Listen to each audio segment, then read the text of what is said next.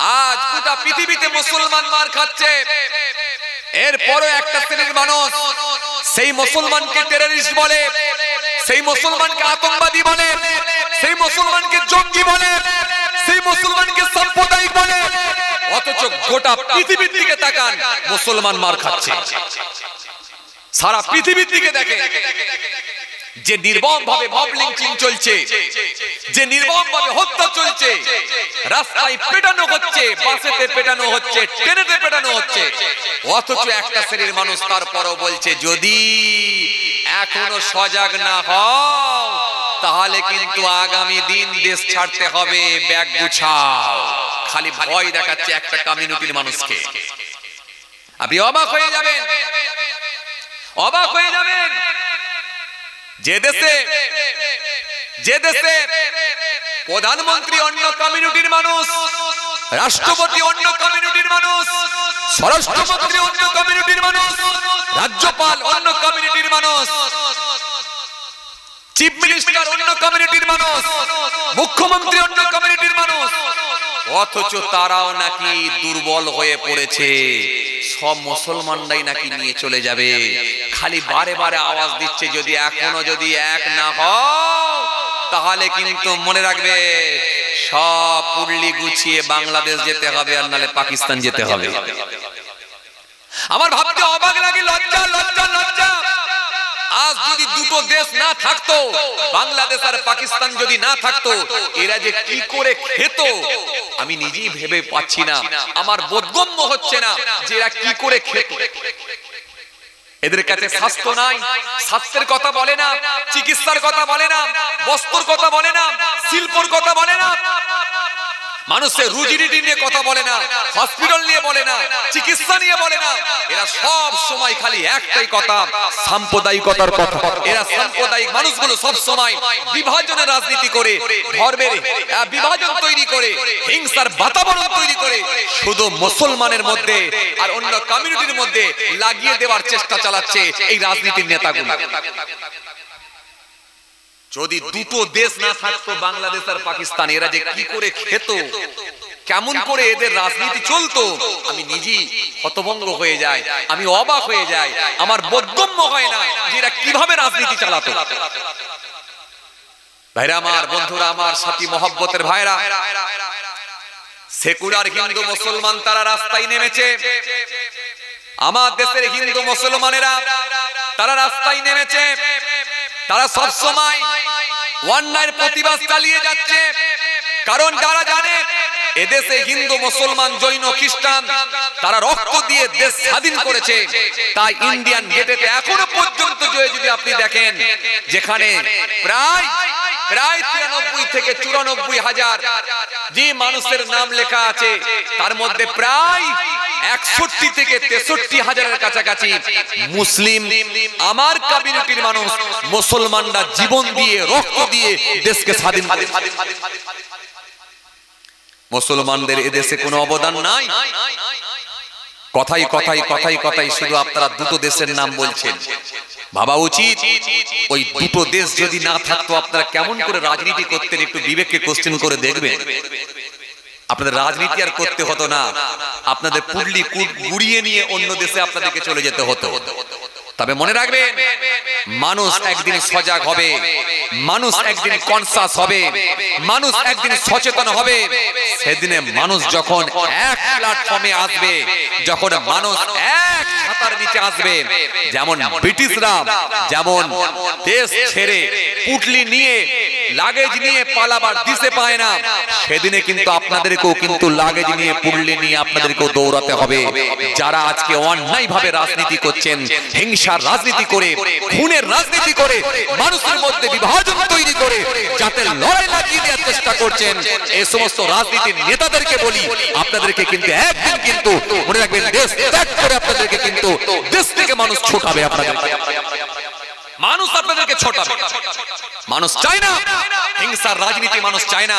এদেশে সেকুলার হিন্দু মুসলমান জৈন খ্রিস্টান শিখ ইসাই তারা কাঁধে কাঁধ মিলিয়ে বড় হয়েছে। যেখানে রামের বাস সেখানে রহিমের বাস, যেখানে জয়দেবের বাস সেখানে জয়নালের বাস। একইভাবে তারা বড় হয়েছে, এক ফুটবল মাঠে একসঙ্গে ফুটবল খেলেছে, এক কলের পানি দুজনে একসঙ্গে খেয়েছে, এক সাইকেলে করে গ্রামের ছেলে রহিমের ছেলে তখনও স্কুলে গেছে, আজও স্কুলে যাচ্ছে। কিন্তু মনে রাখবেন আপনারা যারা হিংসার রাজনীতি করছেন, এর লংজিভিটি হবে না, হবে না। সময়ের অপেক্ষা, সময়ের অপেক্ষা। আজ যেমন বিভিন্ন কমিউনিটির মানুষ যেমন এক জায়গায় আসছে, সেকুলার মানুষেরাও এক জায়গায় আসছে, সমস্ত কমিউনিটির মানুষ যখন এক প্ল্যাটফর্মে চলে আসবে, সেদিনে আপনারা যারা ধর্মের নাম করে যারা হিংসার রাজনীতি চালাচ্ছেন, আপনাদেরকে কিন্তু তুলপাতুলপি গুটিয়ে নিয়ে তখন দেশ ত্যাগ করতে হবে। আপনাদেরকে ছোটাবে মানুষ। যারা হিংসার রাজনীতি করছেন, এটা লংজিভিটি নাই, এর লংজিভিটি নাই, এর লংজিভিটি নাই। এটা খুব বেশি দিন ঠেকাতে পারবেন না, মনে রাখবেন। সময়ের অপেক্ষা, সময়ের অপেক্ষা। ভাইরা আমার, বন্ধুরা আমার, সাথী মহব্বতের ভাইরা, ভুল বুঝবেন না, রাগ করবেন না। আমি কোন রাজনীতির লোক নই, আমি কাউকে ইন্ডিকেট করে বলারও লোক নই, কিন্তু আমি বড় দুঃখের সঙ্গে বলছি, বর্তমান সময়ে চলছেটা কি, হচ্ছেটা কি। আজকে মানুষের ভেতরে কিভাবে হিংসার রাজনীতি চালানো হচ্ছে, ভাবতে অবাক লাগে। ভাইরা আমার, বন্ধুরা আমার, সাথী মহব্বতের ভাইরা, ভুল বুঝবেন না, রাগ করবেন না। অল্প সময় দু চারটে কথা আপনাদের সামনে আলোচনা করছি। আমার দিনদার ইমানদার নেক আল্লাহওয়ালা ভাইরা, সব আল্লাহওয়ালা হয়ে যান। জি, সব আল্লাহওয়ালা হয়ে যান, ইমানদার হয়ে যান। মানুষকে ভালোবাসুন, মানুষকে ভালোবাসা শিখিয়েছে আমার রাসূলুল্লাহ। এই শিক্ষাটা আমার নবী দিয়ে গেছেন, তুমি মানুষকে ভালোবাসো। রাসূল শিখিয়েছেন, तुम्हारी मजहबी आजादी रहेगी, खून की फिदिया बदस्तूर कायम रहेगा, मुल्क की हिफाजत के लिए हर काम शामिल रहेंगे। নবী এই কথা শিখিয়েছেন। মদিনার ইহুদিদের কাছে গিয়ে নবী এই বার্তা দিয়েছেন, তোমরা তোমাদের ধর্ম পালনের পূর্ণ স্বাধীনতা থাকবে, ধর্ম নিয়ে কোনো আমাদের মধ্যে মনোমালিন্য হতে পারে না। এই শিক্ষাটা আমার নবী দিয়েছেন। আর কি, আমার দলের মানুষ যদি অন্যায় ভাবে যদি তোমার দলের মানুষকে যদি হত্যা করে, আমি রাসূলুল্লাহ দাঁড়িয়ে থেকে আমার দলের মানুষকে হত্যা করিয়ে দেব, যদি অন্যায় ভাবে হয়ে থাকে। আর কি, দেশকে বাঁচানোর জন্য, মুলুক की हिफाजत के लिए हर काम शामिल रहेंगे। দেশকে বাঁচানোর জন্য, দেশকে বাঁচানোর জন্য, আমার কান্ট্রিকে বাঁচানোর জন্য, দেশকে বাঁচানোর জন্য আমরা জাতি ধর্ম বর্ণ নির্বিশেষে সকলেই আমরা এক প্ল্যাটফর্মে আসব, সকলেই আমরা এক ছাতার নিচে আসব। কেন? হুব্বুল ওয়াতানি মিনাল ঈমান। দেশ প্রেম হলো ঈমানের অঙ্গ, দেশকে ভালোবাসা হলো ঈমানের অঙ্গ। জোরে বলতে পারেন না সুবহানাল্লাহ? এই শিক্ষাটা মুহাম্মদ রাসূলুল্লাহ তিনি ১৫০০ বছর আগে দিয়ে গেছে। কথা কিছু বুঝে আসছে বাবাজি আমার ভাইরা? আজ ভাবতে অবাক লাগে, কিছু মানুষ তারা আগুন নিয়ে খেলছে, আগুন নিয়ে খেলছে, আগুন নিয়ে খেলছে, খালি মনে মনে ভাবছে সব পুলিশ দিয়ে প্রশাসন দিয়ে ঠিক করবো। বাবু, ঠিক করতে পারবে না, পুলিশ প্রশাসন দিয়ে ঠিক করতে পারবে না। যে আগুন নিয়ে খেলছো, এই আগুনে কিন্তু তোমরা নেতারাই মনে রাখো জ্বলে পুড়ে শেষ হয়ে যাবে। মানুষ যখন খেপে যাবে, মানুষ যখন রাস্তায় নামবে, তোমরা প্রশাসন ঠেকিয়েও কাজ করতে পারবে না, মনে রাখো। কেন? আমাদের পূর্বপুরুষ সব বদর দেখা মানুষ, ওহুদ দেখা মানুষ, খন্দক দেখা মানুষ, মুতা দেখা মানুষ, কারবারা দেখা মানুষ। মনে রাখবে, যেদিনে নেমে যাবে রাস্তায়, সেদিনে কিন্তু তোমরা প্রশাসন দিয়েও ঠেকাতে পারবে না, মনে রাখো। এই জন্য অন্যায় করবেন না, আগুন নিয়ে খেলবেন না, হিংসার রাজনীতি চালাবেন না। মানুষকে সবসময় সম্প্রীতির বার্তা দেন, ভালোবাসার বার্তা দেন, মানুষের মধ্যে আদর্শ, রামকৃষ্ণের আদর্শ আপনার ভেতরে নিয়ে আসার চেষ্টা করুন। শ্রী রামকৃষ্ণ যে কথা বলে গেছেন, রবীন্দ্রনাথ ঠাকুর যে কথা বলে গেছেন, তিনি রাখি পরিয়ে দিয়ে হিন্দু মুসলমানের মধ্যে সম্প্রীতি বাড়িয়ে দিয়ে গেছেন। কবি নজরুল ইসলাম বলে দিয়ে গেছেন, মোরা একদিন রে দুইটা কসম, হিন্দু মুসলমান, মুসলিম তার নয়নমণি, হিন্দু তাহার প্রাণ। এই শিক্ষা বড় বড় মনীষীরা দিয়ে গেছেন। আপনি কোথায় ছিলেন এতদিন? আপনাদেরকে তো খুঁজেই পাওয়া যেত না। 3 দিন রাজনীতি করতে এসে বড় বড় কথা বলছেন না, 3 দিন রাজনীতি করতে এসে প্রতিবেশী মানুষের মধ্যে হিংসা লাগিয়ে দিয়ে চলে যাচ্ছেন না। মনে রাখবেন, আপনি 3 দিন রাজনীতি করতে এসেছেন, হয়তো আর 2 বছর থাকবেন, তারপরে চলে যাবেন, কিন্তু আমার প্রতিবেশী ভাই সে কিন্তু রয়ে যাবে। যেখানে রাম ভাই আছে, পাশে রহিম ভাই আছে। রাম আর রহিমের সম্পর্কটা এটা আজ থেকে নয়, তার পূর্বপুরুষ থেকেই সম্পর্ক আছে, আজও আছে, কালো থাকবে।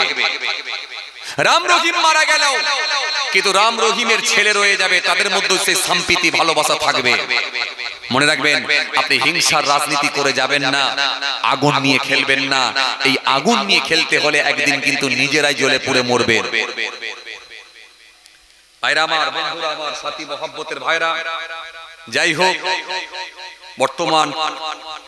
বর্তমান সিচুয়েশনের দিকে লক্ষ্য করে আমি আপনাদের সামনে দু চারটে কথা বললাম। সম্প্রীতি বাড়িয়ে দেবেন, হিন্দু মুসলমান মিলেমিশে বসবাস করবেন, হিন্দু মুসলমান কাঁধে কাঁধ মিলিয়ে চলবেন। যত রাজনীতির নেতারা ফাটল ধরাবার চেষ্টা করবে, আপনাদের মধ্যে তত ভালোবাসা বাড়াতে হবে। আপনাদের ভালোবাসা বেড়ে যাওয়া মানেই তাদের পতন। কারণ আপনি জানেন না তারা শুধু এই নিয়ে রাজনীতি করছে। তারা আপনাদের কাছে কোনো সময় উন্নয়ন নিয়ে রাজনীতি করবে না, তারা আপনার নিয়ে প্রকল্পের ব্যবস্থা করবে না, কোনো উন্নয়ন নিয়ে বলবে না। সর্বসময় খালি হিংসার রাজনীতি চালিয়ে যাচ্ছে। এই হিংসার রাজনীতি করলে তাদের থেকে দূরে থাকুন, তাদের থেকে দূরে থাকুন, তাদের থেকে বিমুখ হয়ে যান, তাদের থেকে দূরে থাকুন। যারা হিংসার রাজনীতি করবে তাদেরকে এলাকা ছাড়া করে দেন। ভাইরা আমার, বন্ধুরা আমার, সাথী মহব্বতের ভাইরা, যাই হোক, বেশ কিছু মানুষ এসে বসেছেন। আমি অনুরোধ করব, যারা এখনো ছড়িয়ে ছিটিয়ে আছেন, আপনারা এসে বসে যান।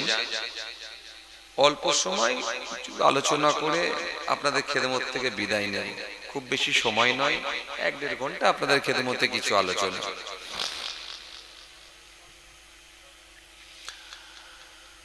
বর্তমান সিচুয়েশন খুব একটা ভালো না।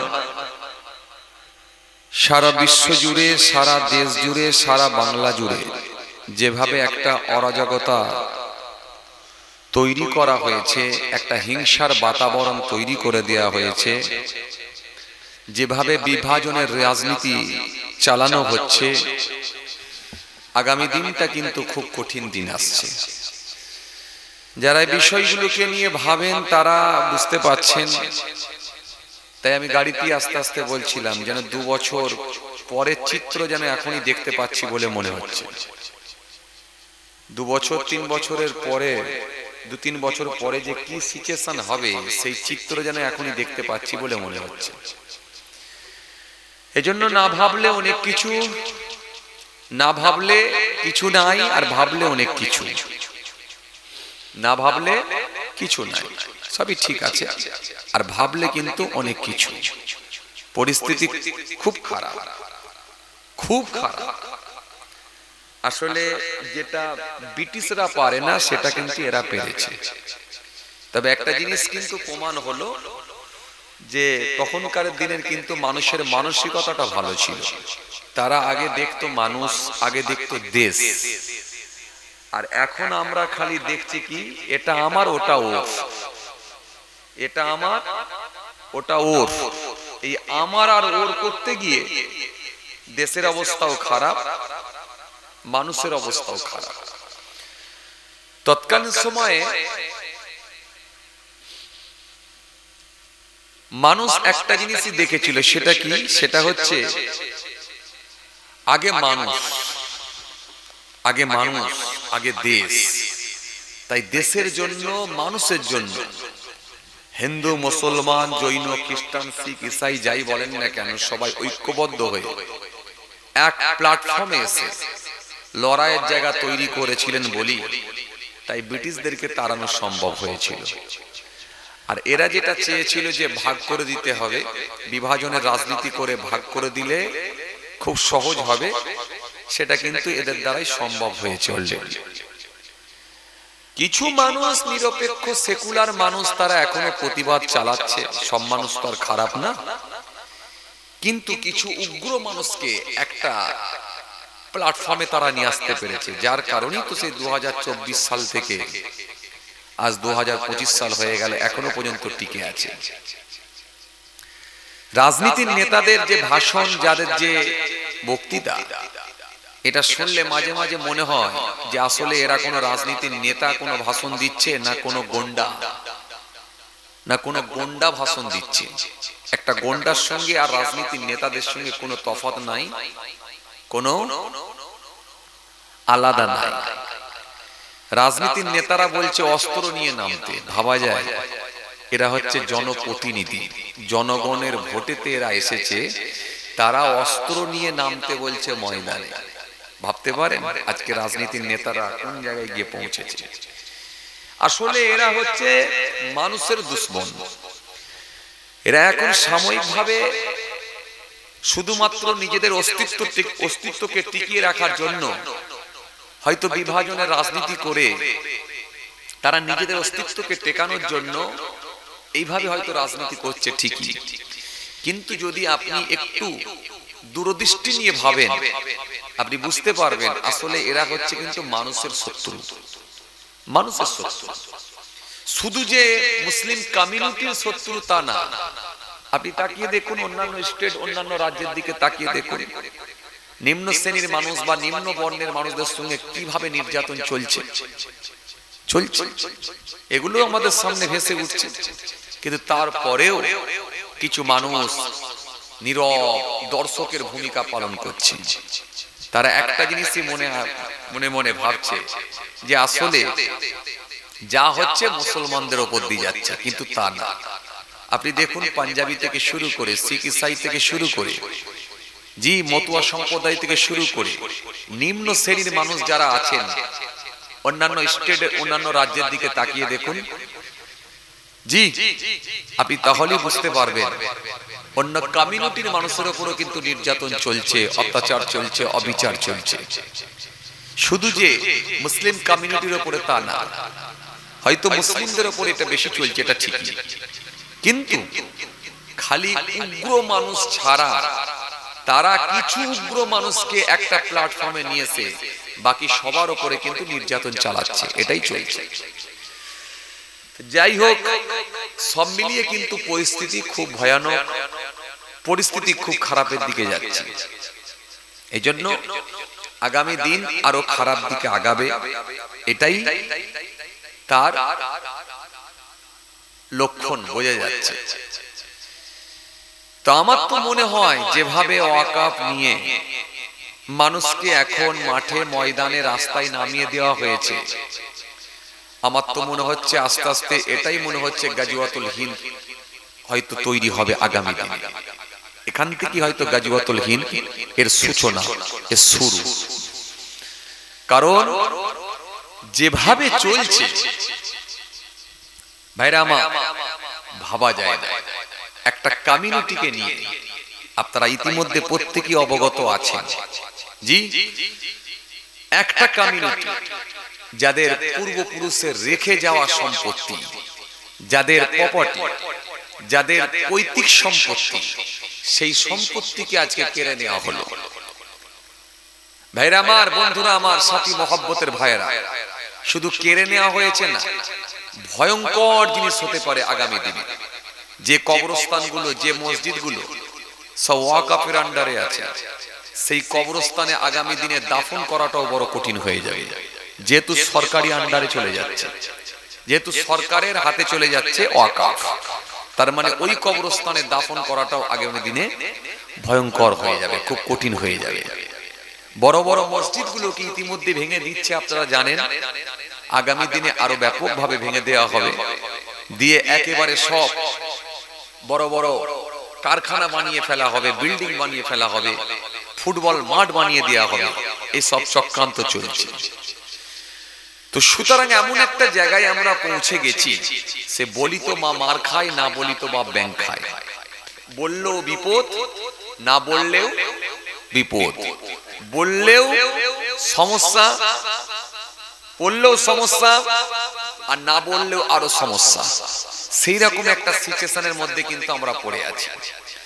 তো এই কঠিন সময়ে অন্তত আপনাদেরকে এতটুকু অনুরোধ করব, পাশাপাশি যেখানে যা এই ওয়াকফ সংশোধনীয় বিলের বিরোধিতা করে যে প্রতিবাদ সভাগুলো হচ্ছে, স্বতঃস্ফূর্তভাবে সেখানে গিয়ে অন্তত জমায়েত হন, সেখানে গিয়ে অন্তত ভর্তি হন, সেখানে গিয়ে অন্তত মাঠগুলো ভরিয়ে দেন।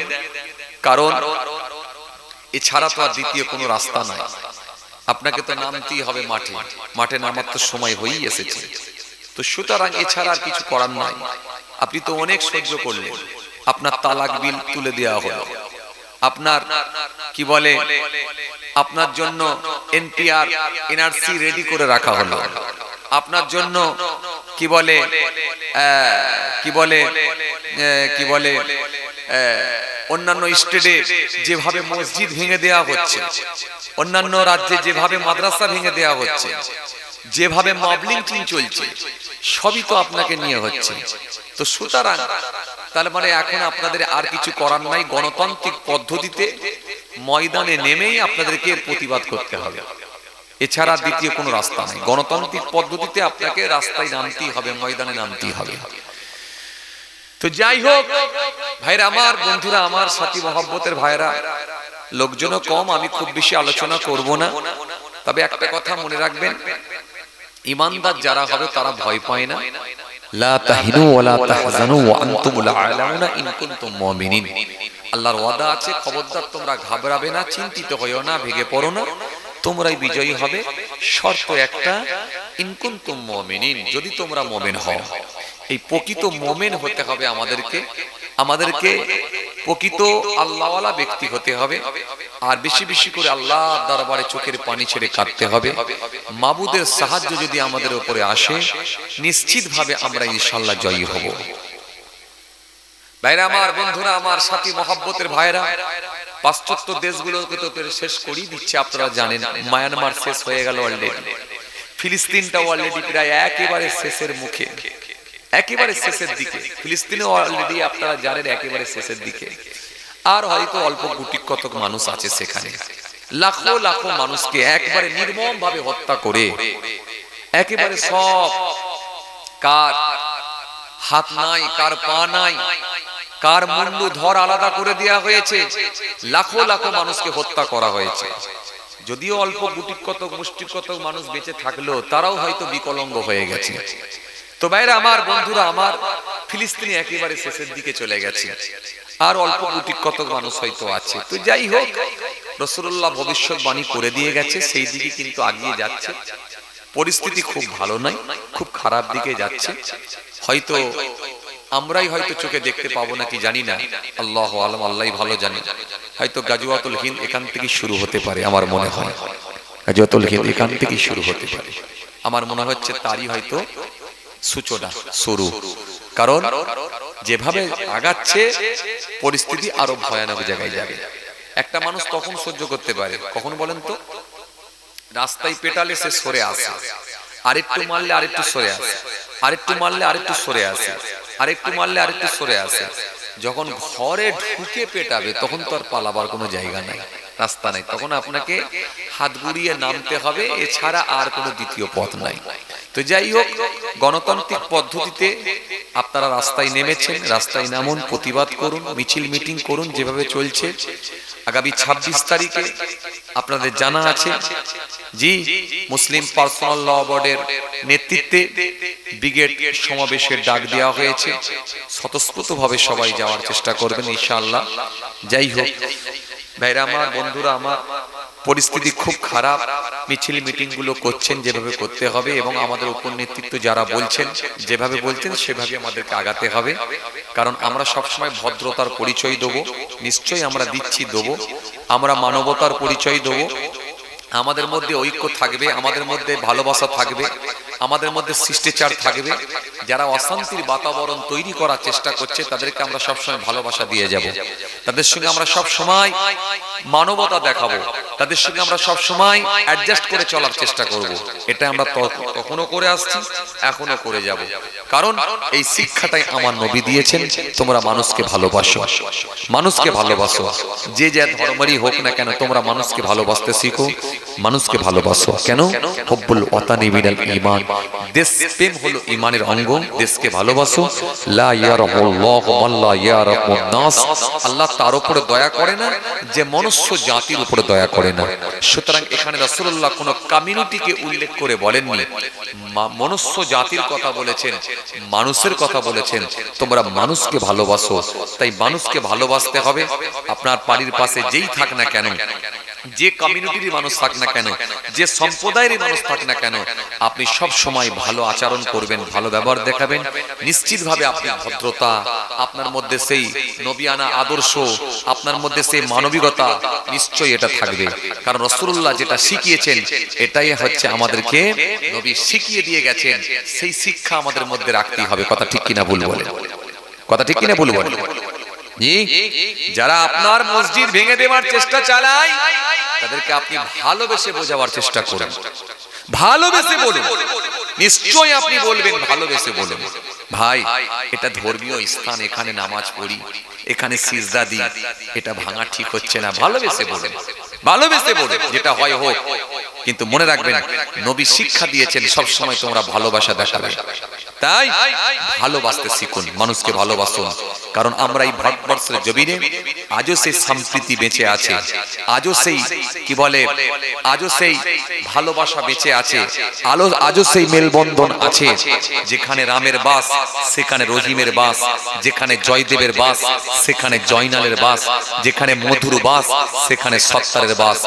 এই যে ভালোবাসা, এটা যুগ যুগ ধরে হয়ে আসছে। স্বাধীনতার পর থেকে আমরা দেখে আসছি, আমাদের এই ছোট্ট বয়সেও আমরা দেখে আসছি। একভাবে আমরা হিন্দু, মুসলমান, জৈন, খ্রিস্টান আমরা বড় হয়েছি। কিন্তু আজ কিছু রাজনীতির নেতারা তারা নিজেদের স্বার্থ সিদ্ধির জন্য, কিছু রাজনীতির নেতারা তারা নিজেদের গদিকে টিকিয়ে রাখার জন্য, তারা নিজেদেরকে অস্তিত্বকে টিকিয়ে রাখার জন্য তারা বিভিন্ন রকম দুর্নীতির সঙ্গে যুক্ত হয়ে যাওয়ার কারণেতে, তাদের দুর্নীতিকে ঢেকে দেওয়ার জন্য, তাদের কাছে আর কোনো প্রকল্প না থাকার কারণেতে তারা মেরুকরণের রাজনীতি চালাচ্ছে, তারা হিংসার রাজনীতি চালাচ্ছে। সুতরাং তারা হিংসার রাজনীতি করছে, করুক, কিন্তু মনে রাখবেন হিংসা সে করলেও কিন্তু আপনার মানবতা একদিন, আপনার মানবতা, আপনার মধ্যে যে সেই ভালোবাসা, এটাই কিন্তু একদিন জয়ী হবে। আপনার মানবতা, আপনার ভালোবাসা একদিন জয়ী হবে। আপনি মানুষকে ভালোবাসুন। নবী যে শিক্ষা দিয়েছেন সেই শিক্ষা মাথায় রেখে ভালোবাসতে শিখুন। ভাইরা আমার, বন্ধুরা আমার, সাথী মহব্বতের ভাইরা, যাই হোক আজকে এই সুন্দর মাহফিল, মাশাআল্লাহ, এই দিঘির গ্রামের যুবক ভাইদের প্রচেষ্টায় আজকের এই সুন্দর মাহফিল, কবরবাসীদের কথা মনে করে, তাই তো, কবরবাসীদের কথা মনে করে আজকের এই দোয়ার মাহফিল। কবর পাশেই মনে হয় কবরস্থান, তাই তো, হ্যাঁ, পাশেই কবরস্থান। এই কবরবাসীদের কথা মনে করে আজকের এই দোয়ার মাহফিলের ইন্তজাম করা হয়েছে, দোয়ার মাহফিলের ব্যবস্থা করা হয়েছে। আলহামদুলিল্লাহ, অল্প গুটি কতক মানুষ আপনারা এসেছেন, আলহামদুলিল্লাহ। ওয়ালাউ কুনতুম ফি বুরুজিন মুশাইয়্যাদা, যেহেতু কোরআন ঘোষণা দিয়েছে, জি, ইযা জাআ আজালুহুম লা ইস্তাখিরুনা সাআতা ওয়া লা ইস্তাকদিমুন। আল্লাহ পাক একাধিক জায়গায় খালি মৃত্যু সম্পর্কে আলোচনা করেছেন। তো সুতরাং সে মওত একদিন হবে, মওতের জন্য তৈরি হতে হবে, মওতের জন্য তৈরি হবে, মওতের জন্য আমাদের প্রত্যেককে তৈরি হতে হবে, আমাদের প্রত্যেককে ধার্মিক হতে হবে, আল্লাহওয়ালা হয়ে যেতে হবে। যে পথে আউলিয়া কেরামরা ধাবিত হয়েছিলেন, যে রাস্তায় আউলিয়া কেরামরা অগ্রসর হয়েছিলেন, সেই রাস্তাতেই কিন্তু আমাদেরকে ধাবিত হতে হবে। কারণ মনে রাখবেন এটাই হলো শান্তির পথ, এইটাই হলো সঠিক রাস্তা, আর এটাই হলো আল্লাহর কাছে বেনিফিট পাওয়ার একমাত্র রাস্তা। কারণ মৃত্যু প্রত্যেকের হবে, আগে আর পরে। হে তরুণিয়া, নওজোয়ান যুবকেরা, হে আমার মুরব্বিয়ানেরা, বাবা রাসূলকে দিকে, যেহেতু আমার আল্লাহ পাক কোরআনে কারীমের মধ্যে সুন্দর করে জানিয়েছেন, কুল্লু নাফসিন যায়িকাতুল মাউত, প্রত্যেকটা প্রাণী মাত্র মৃত্যু স্বাদ গ্রহণ করবে, কেউ মৃত্যুর হাত থেকে রেহাই পাবে না। 4 পারা 13 পৃষ্ঠার মধ্যে আল্লাহ পাক বললেন, কুল্লু নাফসিন যায়িকাতুল মাউত, প্রত্যেক প্রাণী মাত্র মৃত্যুর স্বাদ গ্রহণ করবে, কেউ মৃত্যুর হাত থেকে রেহাই পাবে না। অন্য জায়গায় আমার আল্লাহ ফের সুনিয়র করে বলে দিলেন আইনামা তাকুনু ইউদরিকুমুল মাউত ওয়ালাউ কুনতুম ফি বুরুজিম মুশাইয়্যাদা। মৃত্যুর আমার আল্লাহ সুন্দর করে বললেন মৃত্যুর যে সময় নির্ধারণ করে দেওয়া হয়েছে এক মিনিট আগেও হবে না পরেও হবে না, জাস্ট টাইমে মৃত্যুবরণ করতে হবে। অন্য জায়গায় আল্লাহ সুন্দর করে বললেন ইযা জা আজালুহুম লা ইস্তাখিরুনা সাআতান ওয়া লা ইস্তাকদিমুন। মৃত্যুর যে সময় নির্ধারণ করে দেওয়া হয়েছে এক মিনিট আগেও হবে না পরেও হবে না, জাস্ট টাইমে তোমাদেরকে মৃত্যুবরণ করতে হবে। অন্য জায়গায় ফির আল্লাহ বললেন আইনামা তাকুনু ইউদরিকুমুল মাউত ওয়ালাউ কুনতুম ফি বুরুজিন মুশাইয়্যাদা। মৃত্যুর ভয়েতে যেখানে পলায়ন করো না কেন, মজবুত কেল্লার মধ্যে গিয়ে লোহার সন্দুকের মধ্যে গিয়েও যদি আত্মগোপন করো, আমি আল্লাহ বলি মৃত্যুর হাত থেকে রেহাই পাবে না। মৃত্যু সম্পর্কে একাধিক আল্লাহ পাক আয়াত দিয়েছেন, বান্দাকে বারবার সতর্ক করে দিয়েছেন বান্দা মওত একদিন হবে, মওত একদিন হবে, মৃত্যু একদিন হবে। আর মৃত্যুর যে সময় আমি আল্লাহ নির্ধারণ করে দিয়েছি এক মিনিট আগেও হবে না পরেও হবে না। আবার আল্লাহ বললেন মৃত্যুর ভয়েতে তোমরা যেখানে পলায়ন করো না কেন, মজবুত কেল্লার মধ্যে গিয়ে লোহার সন্দুকের মধ্যে গিয়েও যদি আত্মগোপন করো, আমি আল্লাহ বলছি মৃত্যুর হাত থেকে রেহাই পাবে না। একাধিক জায়গায় আল্লাহ পাক কোরআন শরীফের মধ্যে আয়াত দিয়েছে। কোরআন শরীফের মধ্যে আল্লাহ সুন্দর করে জানিয়েছে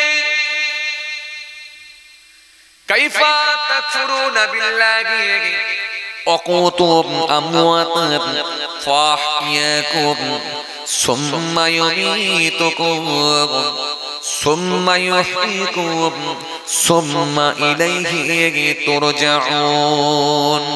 আল্লাহ বলেন কেমন করে তোমরা আমার সঙ্গে নাশকরি করো, কেমন করে তোমরা আমাকে অস্বীকার করো, তোমরা তো ছিলে মৃত। কাইফা তাকফুরুনা বিল্লাহি ওয়াকুনতুম আমওয়াতা, তোমরা তো ছিলে মৃত, ওয়াকুনতুম আমওয়াতান ফাহিয়াকুম, আমি আল্লাহই তো তোমাদেরকে জিন্দা করেছি। তার মানে আমরা সবাই মৃত ছিলাম, আমরা সবাই মৃত ছিলাম। আপনারা বলবেন ভাইজান মৃত আবার কেমন করে হলাম, সব টাটকা জ্যান্ত অবস্থায় বসে আছি আর আপনি বলছেন মৃত হয়ে গেছি। মৃত কেমন করেছিলাম? না না না, আমরা সকলেই কিন্তু মৃত ছিলাম। যদি বলেন কেমন করে, মনে রাখবেন আমাদেরকে আমার আল্লাহ বানাবার আগে আমাদেরকে আমার আল্লাহ রূহের জগতে রেখেছিলেন। কথা বলে না, আমরা রূহ হিসাবে ছিলাম। আমার আল্লাহ সেদিনে কিন্তু জিজ্ঞাসা করেছিলেন আলাস্তু বিরব্বিকুম, আমি কি তোমাদের রব নয়, আমি কি তোমাদের মালিক নয়, আমি কি তোমাদের স্রষ্টা নয়, আমি কি তোমাদের সৃষ্টিকর্তা নয়?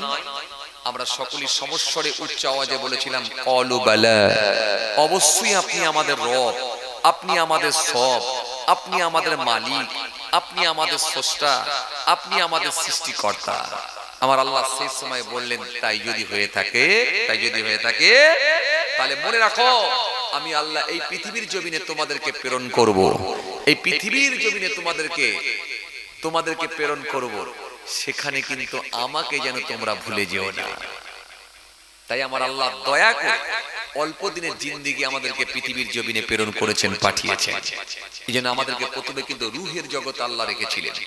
এখন বর্তমানে আমরা পৃথিবীর জমিনে আছি, এরপরে কবরের জগৎ, তারপরে হাসরের জগৎ। তার মানে এখনো আমাদেরকে দুটো দেখতে হবে, দুটো জায়গায় যেতে হবে, কবর তারপরে হাসর। আর আমাদের পূর্বপুরুষ যারা সব কবরে চলে গেছে তারা আর একটা সেটা হচ্ছে হাসরের দিনের জন্য অপেক্ষায় আছে। কথা কিছু বুঝতে পারছেন?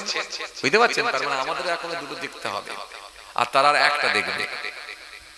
আর যারা এখনো আসেনি তারা রুহের জগতও আছে, এখনো ফের তিনটে দেখবে, দুনিয়া, কবর, আসর।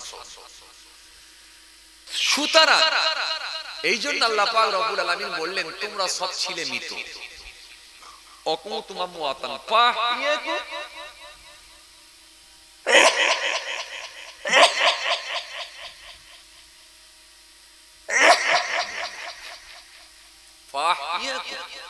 আমি আল্লাহ তোমাদেরকে জিন্দা করেছি, এখন বর্তমানে আমরা সব জিন্দা। সুম্মা ইউমীতুকুম, অতঃপর ফের তোমরা মৃত্যুবরণ করবে, সবাই মারা যাবে, মানে আমরা সব মারা যাব। যেমন আমাদের পূর্বপুরুষ, বাপ দাদু নানা নানি সব যেভাবে তারা মারা গেছে, কবরবাসী হয়ে গেছে, আমরাও কিন্তু মারা যাব। এজন্য আল্লাহ পাক রব্বুল আলামিন বললেন, কি বললেন? সুম্মা ইউমীতুকুম সুম্মা ইউহয়ীকুম, অতঃপর ফের তোমাদেরকে জিন্দা করা হবে, আবার আমরা সব জিন্দা হয়ে যাব, অর্থাৎ হাসরের ময়দানে উঠে দাঁড়াবো। সুম্মা ইলাইহি তুরজাউন, তোমাদেরকে কি আমার নিকটে ফিরে আসতে হবে না? এই যে ছোট্ট কথার ভিতরে আল্লাহ পাক অতীত, বর্তমান, ভবিষ্যৎ তিনটে কালের কথাই কিন্তু আল্লাহ তুলে ধরলেন। কোথায় ছিলে, কোথায় আছো, কোথায় যাই। সুতরাং এই যে একটা তিন কালের কথা আল্লাহ তুলে ধরে বান্দাকে সতর্ক করে দিলেন, মানে এই যে গন্ডি, এই যে চাকা ঘুরছে, এই যে সিস্টেম, এই যে পদ্ধতি, এর বাইরে কিন্তু কেউ যেতে পারবে না। আজ যারা মনে করছে যে মানুষ মেরে দিয়ে হয়তো আমরা সুখে থাকবো, কিন্তু না, কিন্তু না, কিন্তু না, কেউ সুখে থাকতে পারেনি, মানুষ মেরে কেউ সুখে থাকতে পারেনি, এটা মনে রাখতে হবে।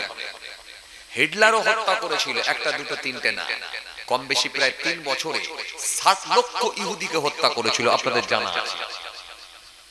হিটলার 3 বছরে 60 লক্ষ ইহুদিকে হত্যা করেছিল। 1889 সালে অস্ট্রেলিয়ার ব্যাবিলিয়নের মাঝামাঝি ব্রানাউ নগরীতে জন্মগ্রহণ করেছিল হিটলার। হিটলার ছিল তার বাবা দ্বিতীয় স্ত্রীর তৃতীয় সন্তান, তার বাবা দ্বিতীয় স্ত্রীর তৃতীয় সন্তান।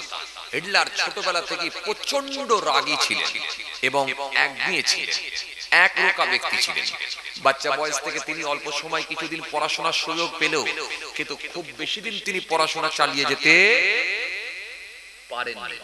তবে মনে রাখবেন, তিনি ছোটবেলায় ছবি আঁকতে বেশি পছন্দ করতেন।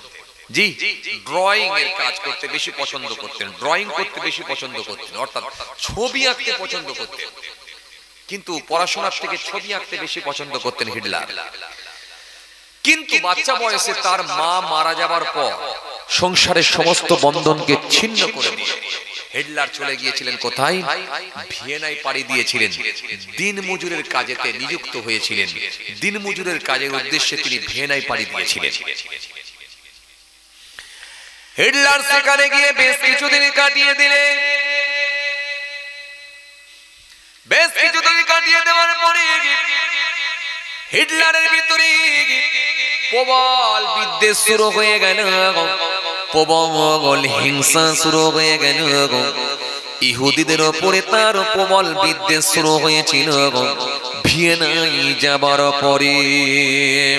কিন্তু হিটলার জানতে পেরেছিলেন, বুঝতে পেরেছিলেন এই পৃথিবীর জমিনে ইহুদি সম্প্রদায়ের মানুষের কোন সাধারণ মানুষকে কর্ম করে খেতে দেবে না। তাই তারা রাগান্বিত হয়ে হিটলার সেই সময় বলেছিল, আমি এই ইহুদিকে হত্যা করে দেব। হিটলার সেখান থেকে ফিরে এলেন মিউনিকে। মিউনিকে আসার পরে মাত্র 2 বছর তিনি কাটিয়ে দিলেন। ওই দিনে কিন্তু সালটা ছিল 1912 সাল। 1912 সাল থেকে নিয়ে 1914 সাল পর্যন্ত মাত্র 2 বছর কাটালেন মিউনিকে গিয়ে। কিন্তু হিটলারের ভেতরে প্রবল বিদ্বেষ তৈরি হয়েছিল, কারণ তিনি বলতে লেগেছিলেন এই পৃথিবীর জমিনে ইহুদিরা সাধারণ মানুষকে কর্ম করে খেতে দেবে না, তাই যে কোনো ভাবে ইহুদি হত্যা করতে হবে, এটাই ছিল তার ইচ্ছা। 1914 সালে সে পৌঁছে গেল। প্রথম বিশ্বযুদ্ধ যখন সংগঠিত হয়েছিল, হিটলার সেই বিশ্বযুদ্ধে অংশগ্রহণ করেছিলেন। সেই বিশ্বযুদ্ধে গিয়ে তিনি অ্যাটেন্ড করেছিলেন। সেই বিশ্বযুদ্ধে তিনি অংশগ্রহণ করে সেই যুদ্ধে নিজেকে একজন সৈনিক বানিয়ে ফেলেছিলেন। এটাই ছিল রাজনীতির জগতে হিটলারের। এখান থেকে সূচনা শুরু। হিটলার সেই দিন থেকে মনে রাখবেন, রাজনীতির জগতে এখান থেকে তার ক্যারিয়ার শুরু হয়েছিল। সেই 1914 সালে হিটলার প্রথম বিশ্বযুদ্ধে অংশগ্রহণ করেছিলেন। হিটলার প্রথম বিশ্বযুদ্ধে অংশগ্রহণ করে রাজনীতির জগতে জি হিটলার, এটাই হলো তার সূচনা, তার শুরু। সে হিটলার জি তিনি তখন থেকে স্টার্ট করলেন রাজনীতির ক্যারিয়ার, সেখান থেকে শুরু হলো। সালটা ছিল 1914 সাল। 1914 সালে যখন প্রথম বিশ্বযুদ্ধ হয়েছিল, আপনাদের জানা আছে এই যুদ্ধে প্রচুর মানুষ মারা গিয়েছিল। হিটলার সেখানে নিজের ক্যারিয়ার তৈরি করেছিলেন। হিটলার নিজেকে একজন বড় পপুলার বানিয়ে ফেলেছিলেন, বড় একজন তিনি নিজেকে লিডার বানিয়ে ফেলেছিলেন। আপনাদের জানা আছে জার্মানের জমিনে হিটলারের পরিচিতি অনেক বেড়ে গিয়েছিল। এইভাবে বহু বছর কেটে গেল। 1934 সাল হয়ে গেল। হিটলার সামরিক শক্তিকে কাজে লাগিয়ে দিয়ে হিটলার জার্মান দখল করে পাশ্চাত্য দেশগুলোকে দখল করার চেষ্টা চালিয়েছিলেন। ফলে হিটলার কি করেছিলেন, 1935 সালে একটা আইন তৈরি করেছিলেন। আইন তৈরি করে দেশের নাগরিকদেরকে দুটো ভাগে বিভক্ত করে দিয়েছিলেন। দেশের নাগরিকদেরকে দুটো ভাগে বিভক্ত করে দিয়েছিলেন, কারণ হিটলার চেয়েছিলেন দেশেতে একটা আমি ইহুদি রাখবো না। তাই তিনি থাকতে না পেরে দেশের নাগরিকদেরকে দুটো ভাগে বিভক্ত করার জন্য হিটলার একটা আইন তৈরি করেছিলেন। আইন তৈরি করে ইহুদিদের নাগরিকত্ব কেড়ে নিয়েছিলেন। ইহুদিরা দেশে থাকার অনুমতি পেলে কিন্তু তারা নাগরিকত্ব হারিয়ে ফেলেছিল। কিছু আপনারা তো ঘুমাচ্ছেন, ঘুমান ঘুমান, টাইম হলে বুঝতে পারবেন। এনার্জি যখন হবে তখন উঠবেন। এখন ঘুমান, শোন ঘুমান, এখন দেরি আছে, এনার্জি এত তাড়াতাড়ি নয়, এখন ঘুমিয়ে কথা তো কিছু বুঝতে পারেননি, খালি ঘুমাচ্ছেন। ঘুমানোর টাইম তো এখন, ঘুমিয়ে যান না। ওই যখন এনার্জি হয় বলে তখন উঠে পড়বে না, বুঝলেন? চাচা না হলে মুরব্বী লোক, ঠিক আছে ঘুমাচ্ছে, আপনি ঘুমাচ্ছেন তো ঘুমান। হিটলার কি করলো, দেশের নাগরিকদেরকে দুটো ভাগে বিভক্ত করে দিল। একটা আইন তৈরি করেছিল 1935 সালে, একটা আইন তৈরি করে দেশের নাগরিকদেরকে দুটো ভাগে বিভক্ত করলো। কারণ হিটলার চেয়েছিল এই দেশে একটা ইহুদি রাখবো না। সালটা ছিল 1935 সাল। তাই হিটলার সেই সময়তে কি করেছিল, ইহুদিদের নাগরিকত্ব কেড়ে নিয়েছিল। সে বলেছিল এ দেশে থাকার অনুমতি পাবে কিন্তু নাগরিকত্ব পাবে না। যেমন আজও মনে রাখবেন আমার দেশে তো কিন্তু চালানো হচ্ছে, থাকার অনুমতি পাবে। কি বলছে, যারা রোহিঙ্গা তাদেরকে তাড়াবো, যারা বাংলাদেশি তারা তাদেরকে তাড়াবো, ভারতীয় যারা তারা থাকবে। তো ভারতীয় যারা তারা কি করে পরিচয় দেবে, কথা বলে না। মায়ের পেট থেকে লেখা থাকতে হবে তো, কথা বলে। যখন বাচ্চাটা ভূমিষ্ঠ হলো, মায়ের পেট থেকে যখন বেরিয়ে এলো, শরীরের কোন জায়গায় লেখা থাকতে হবে তো যে আমি ভারতীয়। কথা বলছে না, লেখা নেই তো, তাহলে আপনি কি করে প্রমাণ দেবেন? বলছি মায়ের পেট থেকে যখন ভূমিষ্ঠ হলো বাচ্চা, পেটের ওপরে বা ঘাড়ের ওপরে বা হাতের ওপরে কোনো জায়গায় লেখা থাকতে হবে তো যে আমি ভারতীয়। লেখা আছে আপনাদের কারো? কথা বলে না, ওই যে লেখা আছে, লেখা নেই তো, তাহলে আপনি কি করে প্রমাণ করবেন যে আমি ভারতীয়?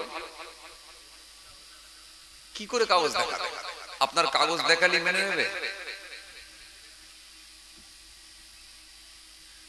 আরে আসামের জমিনে এনআরসি হয়েছে, বাপ ভারতীয় বেটা বাংলাদেশি বলে প্রমাণ হলো।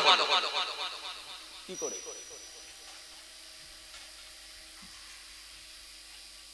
শোনেন বাবাজি আমার ভাইরা, ভুল বুঝবেন না, রাগ করবেন না। এটা হচ্ছে যাদের আইন যাদের হাতে করে নিয়ে বসে আছে, কলম যাদের হাতে আছে, তারা যেটা করবে সেটাই সিদ্ধান্ত মানতে হবে। যদি মনে করে ভারতীয় বলে লিখবো, ভারতীয় হবে। যদি বলে দেয় এটা হলো রোহিঙ্গা, তো রোহিঙ্গা হয়ে যাবে। আপনি আধার কার্ড, বার্থ সার্টিফিকেট, জন্ম certificate, ration card, voter card, আপনার স্কুল অ্যাডমিট যাই দেখেন না কেন, কোনোটাই কিন্তু মনে রাখবেন কার্যকারী হবে না। কোনোটাই কিন্তু মনে রাখবেন, যদি তারা মনে করে এই ডকুমেন্টস আমরা মানবো না, তাহলে আপনি কোনোভাবেই কিন্তু প্রমাণ করতে পারবেন না। আসামের জমিনে যে এনআরসি হয়েছিল আপনাদের জানা আছে, কোনটাই আবার দেখা যাচ্ছে ভাব বিদেশি বলে প্রমাণ হয়েছে, কিন্তু ছেলে ভারতের নাগরিক বলে প্রমাণ হলো। শুধু যে আসামের জমিনে মুসলমানদের এনআরসি হয়েছে তা না, লাখ লাখ হিন্দু ভাইদেরকে এনআরসি করে ডিটেনশন ক্যাম্পে ঢুকিয়ে দিয়েছে।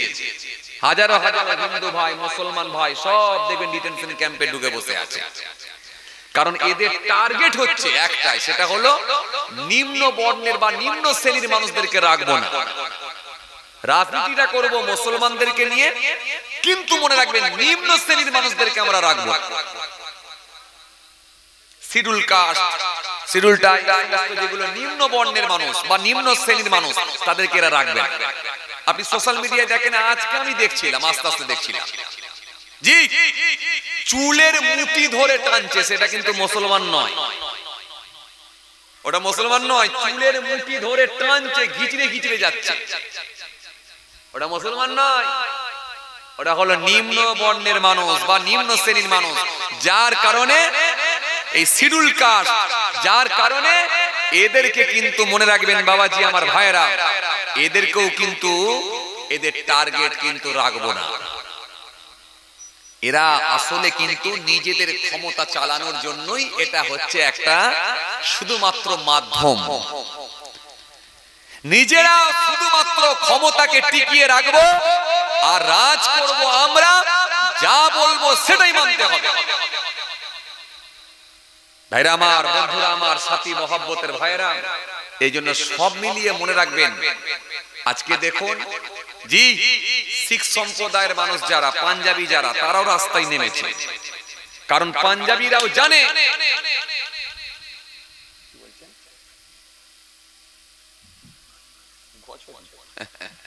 পাঞ্জাবিরাও জানে যে আসলে আমরাও হলাম সংখ্যালঘু, আমাদেরকেও কিন্তু ছাড়বে না।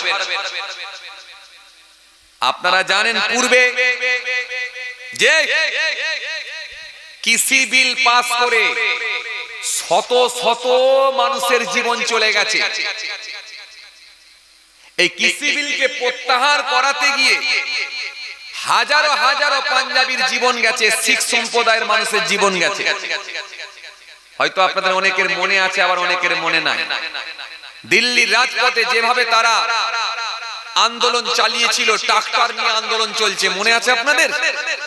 কি শীত, কি বর্ষা, কি গ্রীষ্ম, হাজারো হাজারো জি শিখ সম্প্রদায়ের মানুষের জীবন চলে গেছে।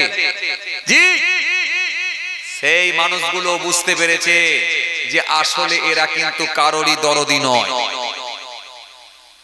কিন্তু এরপরও কিছু মানুষ তারা সমস্ত অন্যায়কে মেনে নিচ্ছে। গ্যাসের দাম যখন বেড়ে যাচ্ছে সমস্যা নাই, চাকরি পাচ্ছে না মানুষ, সমস্যা নাই। শিল্প হচ্ছে না, সমস্যা নাই। মানুষ ব্যবসা করে খেতে পাচ্ছে না, সমস্যা নাই। গরিবের উপরে নির্যাতন করছে, সমস্যা নাই। খালি একটাই কথা, সেটা হচ্ছে একটাই কথা, যে কোনো ভাবে রাখলে, তাহলে মনে রাখবেন বাবাজি আমার ভাইরা, হয়তো আগামী দিন ভালো হবে এই চিন্তা করছি। কিন্তু মনে রাখবেন আসলে কিন্তু এ কাউকে ছাড়বে না, সময়ের অপেক্ষা। ওই শিল্পপতি আর করোড়পতি ছাড়া তাদের নেতাদের বন্ধু কিন্তু কেউ নয়, এটা মনে রাখবেন। আপনি গরিব মানুষ, খেটে খাওয়া মানুষ কখনো নেতাদের বন্ধু হতে পারবেন না। ভাইরা আমার, বন্ধুরা আমার, সাথী মহব্বতের ভাইরা, যে কথা আপনাদের বোঝাতে চাইছিলাম, হিটলার সেই সময় নাগরিকত্ব কেড়ে নিয়েছিল কাদের? জি, কাদের কেড়ে নিয়েছিল? ইহুদি সম্প্রদায়ের মানুষদের নাগরিকত্ব কেড়ে নিয়েছিল, তারা নাগরিকত্ব হারিয়ে ফেলেছিল। 3 বছরে 60 লক্ষ ইহুদিকে হত্যা করেছিল হিটলার। 60 লক্ষ ইহুদিকে হত্যা করার পর মানবাধিকার কর্মীরা জিজ্ঞাসা করেছিল, স্যার একটু বলবেন আপনি নিরপরাধ এই সাধারণ নৃশংস ভাবে কেন সাধারণ মানুষগুলোকে হত্যা করছেন, ইহুদিদেরকে কেন হত্যা করছেন, এই নিরপরাধ মানুষগুলোকে কেন মারছেন, নৃশংস ভাবে কেন হত্যা করছেন? সেই সময় হিটলার বলেছিল, শোনো, আমি 60 লক্ষ ইহুদিকে হত্যা করতে পেরেছি, এখনো কিন্তু 10 লক্ষ ইহুদিকে হত্যা করতে পারি। আর এই 10 লক্ষ ইহুদি যদি হত্যা না করতে পারি, তাহলে একদিন কিন্তু এই 10 লক্ষ ইহুদিরাই কিন্তু জানিয়ে দেবে মানুষকে যে ইহুদিরা মানুষের জন্য কত ক্ষতিকারক। এটা হিটলার কোন অ্যাঙ্গেলে বলেছিল আমার জানা নাই, কোন অ্যাঙ্গেলে বলেছিল আমার জানা নাই। তবে আমার মনে হয় সত্যি হিটলার যদি বলে থাকে, এই কথাটা কিন্তু মনে রাখবেন সাপোর্ট করতে আমরা বাধ্য হই। কারণ আমরা জানি সেই ফিলিস্তিনের মুসলমানেরা যারা এক সময় ইসরায়েলকে জায়গা দিয়েছিল, যখন অর্ধ উলঙ্গ অবস্থায় এসে ফিলিস্তিনের জমিনে যখন একটু তারা আশ্রয় চেয়েছিল, তারা একটু বস্ত্র চেয়েছিল, তারা বাসস্থানের জায়গা চেয়েছিল। কারণ আমাদের রাসূল শিখিয়ে দিয়ে গেছেন, বস্ত্রহারা ব্যক্তিকে তোমরা বস্ত্র দাও, আর তোমরা যার যে গৃহহীন হয়ে পড়েছে তাকে একটু থাকার ব্যবস্থা করে দাও, ক্ষুধার্ত ব্যক্তিকে অন্ন তুলে দাও, খাবার তুলে দাও। এই শিক্ষাটা আমাদের রাসূলুল্লাহ দিয়ে গেছেন। তাই সেই দিনে মনে রাখবেন বাবাজি আমার ভাইরা, সেই দিনে কিন্তু ফিলিস্তিনের মুসলমানেরা, জি, তাই আমাদের নবীর কথা মনে রেখে তাই ইসরায়েলকে থাকার ব্যবস্থা দিয়েছিল, বাসস্থানের ব্যবস্থা করে দিয়েছিল, থাকার জায়গা করে দিয়েছিল, বস্ত্রের ব্যবস্থা করে দিয়েছিল। আজ সেই ইসরায়েল আস্তে আস্তে নিজেদের ক্ষমতা বাড়িয়ে, নিজেদের আধিপত্য বাড়িয়ে, পাশ্চাত্য দেশের সহযোগিতাকে কাজে লাগিয়ে, আমেরিকার সহযোগিতা নিয়ে এবং পাশ্চাত্য দেশের সহযোগিতা নিয়ে সেই ইসরায়েল জি ব্যবসা বাণিজ্য করে আজকে প্রচুর সম্পত্তির মালিক হয়ে যাবার পর, বুঝবেন না, রাগ করবেন না, সারা পৃথিবীতে কম বেশি প্রায় 57 থেকে 58টা প্রায় মুসলিম কান্ট্রি, মুসলিম দেশ আছে। এই মুসলিম দেশগুলোকে আল্লাহ পাক ভালোবেসে, আপনি খবর নিয়ে দেখেন, এই মুসলিম দেশগুলোতে আমার আল্লাহ সোনার খনি দিয়েছেন, কয়লা দিয়েছেন, পেট্রোল দিয়েছেন, ডিজেল দিয়েছেন। আপনাদের জানা আছে ভালোবেসে আমার আল্লাহ দান করেছেন। আপনাদের জানা আছে যে আরব সরকার করোড় করোড় টাকা, যে আরব সরকার, আপনাদের জানা আছে যে আরবের জমিনে একবার নয় একাধিকবার মাটি খুঁড়ে সোনার খনি পাওয়া গেছে। যে আরব সরকার, জি, যে আরবের জমিনে আপনাদের জানা আছে মাটি খুঁড়লে তেল পাওয়া যায়, মাটি খুঁড়লে সোনা পাওয়া যায়। এই সমস্ত ধনী দেশগুলোকে আমার আল্লাহ আজকের দিনে 58টা দেশ আমার আল্লাহ জি ধনী দেশ বানিয়ে দিয়েছেন। কিন্তু এরপর সব কুলু পেটে, মুখে চুপ করে, মুখ বন্ধ করে কুলু পেটে বসে আছে, একটা কেউ মুখ খোলে না, মুখ খোলে না। মুখ খুললে সম্পর্ক নষ্ট হয়ে যাবে, এই কথা মনে করে মুখ খুলে না। মনে রাখো, জবাব কিন্তু তোমাদেরকেও দিতে হবে, সময়ের অপেক্ষা।